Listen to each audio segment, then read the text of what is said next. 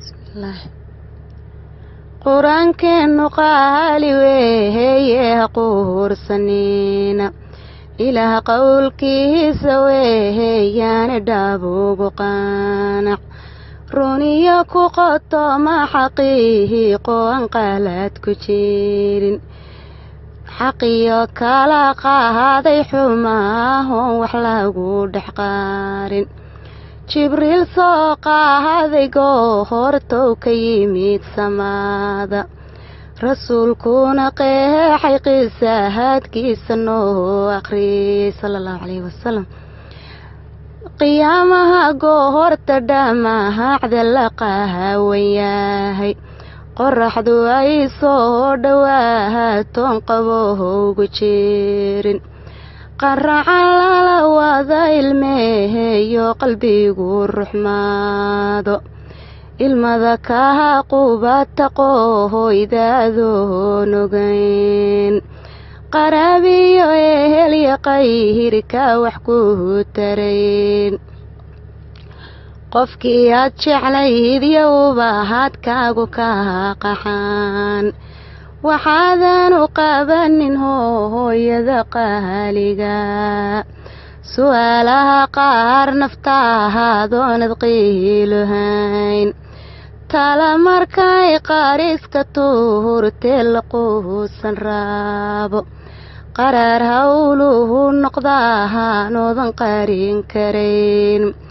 qasaariya guul midka hada qaadan laysu qoro quraanka dadkii barteen oo soo qumeen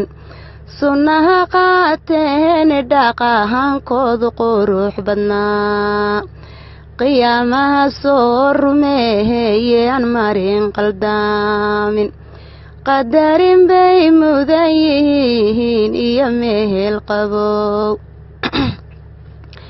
cabsiya qof badan qalbigooda kuma hardaamo malaa'iga wada qoslahayana qaabilaan jannada u qidmeeya samahooda qayb qayb qamrada iyo canabka webiyada wada qulqulay qabow iyo raaxa hoos bay qurqurinayaan wixii qalbiyadu rabaan bay qorsho u helaan salaamaha qaaligaha bay isqaadsadaan nasiib kala quruxi qaharna waxaa ku dhacay kuwii qaldanaya shaydaanku qaru ka reeday qiyaari ku joogay dhalahanteed ka qaadan jiray qiyaamahan xasuusane qaalaadya badan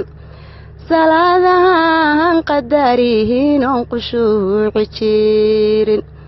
aan qurine mahalka gaahajada loogu qaaday qaraabada goohoya goortay qofka dhigtaan aan qiimo u yeelin qayrkooda qabiis la weyn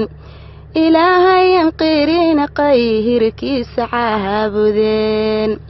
quraanka ignoor gareeyeen markii la qoray qalbigan soo rujuucina saa ku qoomay